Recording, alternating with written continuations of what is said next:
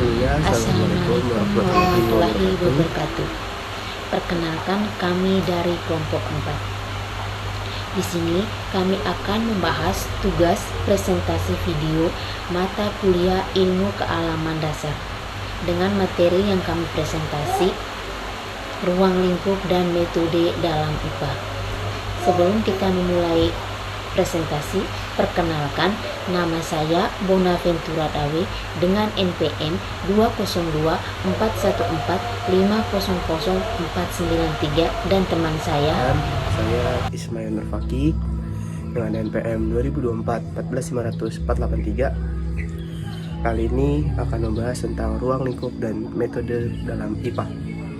Selamat menyaksikan.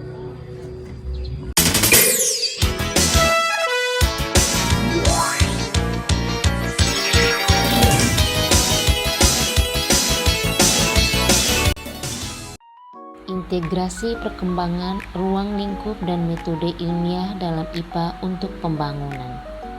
Yang pertama ada pengertian dan ruang lingkup IPA.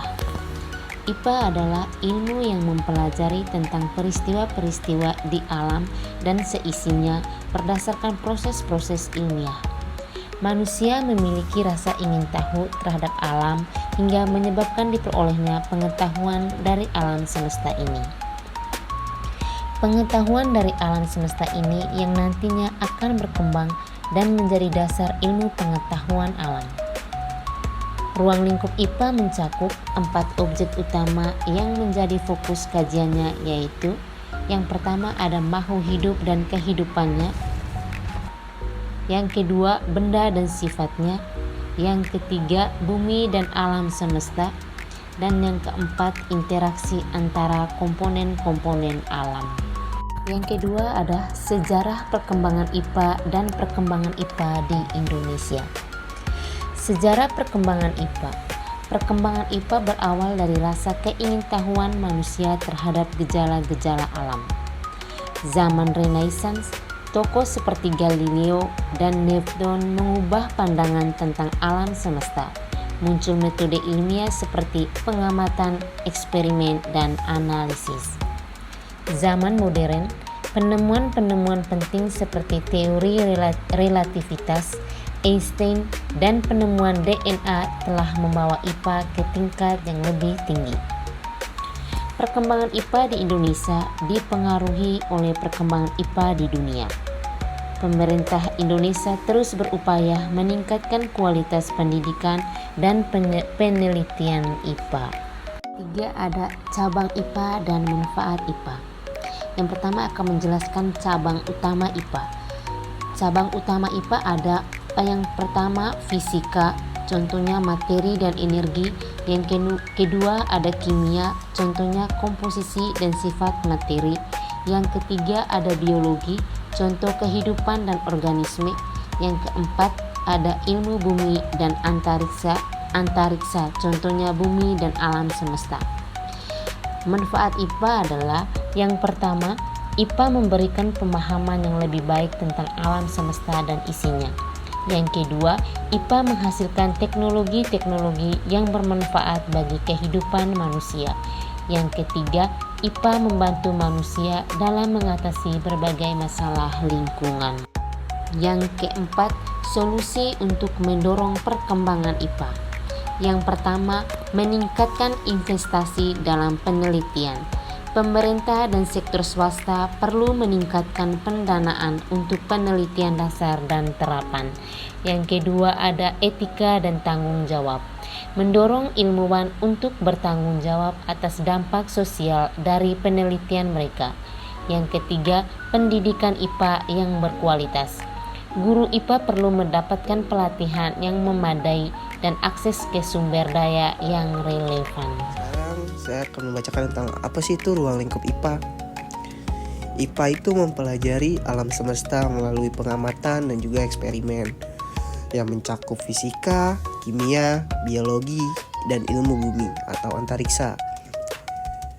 IPA yang berkualitas meningkatkan kurikulum IPA di sekolah dan perguruan tinggi dan mendorong minat siswa dalam bidang IPA melalui eksperimen dan proyek penelitian.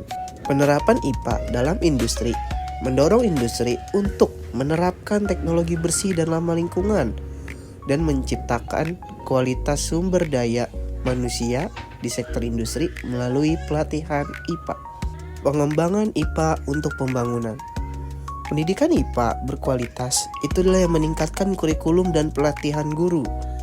Penelitian dan pengembangan mendukung inovasi teknologi. Penerapan di industri mendorong teknologi ramah lingkungan. Pengelolaan sumber daya menggunakan prinsip IPA untuk berkelanjutan. Kesehatan dan pertanian mengembangkan solusi berbasis IPA, sumber energi terbarukan. Intinya, IPA adalah kunci untuk pembangunan berkelanjutan melalui inovasi dan penerapan ilmu pengetahuan. Pengertian metode ilmiah dan sikap ilmiah. Metode ilmiah proses sistematis yang digunakan para ilmuwan untuk mempelajari dan memahami fenomena alam, melibatkan langkah-langkah seperti observasi, perumusan, hipotesis, eksperimen analisis data, dan penarikan kesimpulan. Sikap ilmiah, cara berpikir dan perilaku yang mencerminkan karakteristik seorang ilmuwan, meliputi rasa ingin tahu, objektivitas skeptisme, dan keterbukaan terhadap bukti. Peran metode ilmiah dalam pembentukan sikap ilmiah. Menumbuhkan rasa ingin tahu, langkah observasi dalam metode ilmiah mendorong individu untuk mengamati, melatih objektivitas. Metode ilmiah menekankan pentingnya pengumpulan dan analisis data secara objektif tanpa bias atau prasangka. Mendorong skeptisisme. Metode ilmiah mengajarkan untuk tidak menerima klaim secara mentah-mentah, tetapi untuk mengujinya melalui eksperimen dan analisis. Membangun keterbukaan terhadap bukti. Proses ini menumbuhkan keterbukaan terhadap perubahan dan kesediaan untuk belajar dari kesalahan. Mengembangkan ketelitian dan ketekunan. Melaksanakan eksperimen dan menganalisis data memerlukan ketelitian dan ketekunan. Menumbuhkan sikap jujur. Dalam metode ilmiah, kejujuran dalam pengumpulan data dan pengolahan data sangat amat diperlukan. Contoh penerapan metode ilmiah dalam pendidikan. Yang pertama, dalam pembelajaran IPA, siswa dapat diajak untuk melakukan eksperimen sederhana menggunakan metode ilmiah. Yang kedua, guru dapat mendorong siswa untuk mengajukan pertanyaan, merumuskan hipotesis, dan menganalisis hasil eksperimen. Yang ketiga, melakukan kegiatan ini, siswa tidak hanya belajar tentang konsep IPA, tetapi juga mengembangkan sikap ilmiah.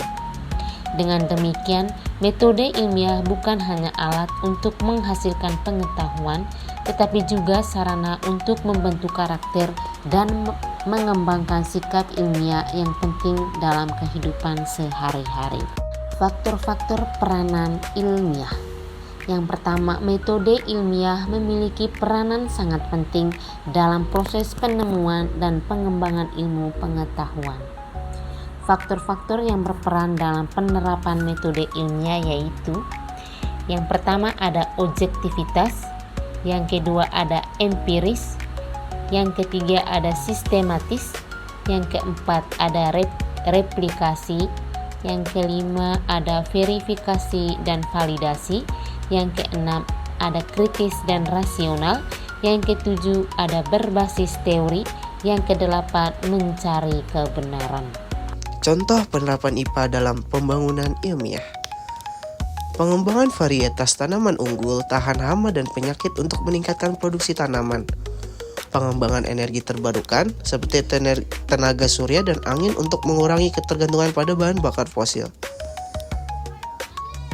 Pengembangan teknologi pengolahan air bersih untuk mengatasi masalah kekurangan air.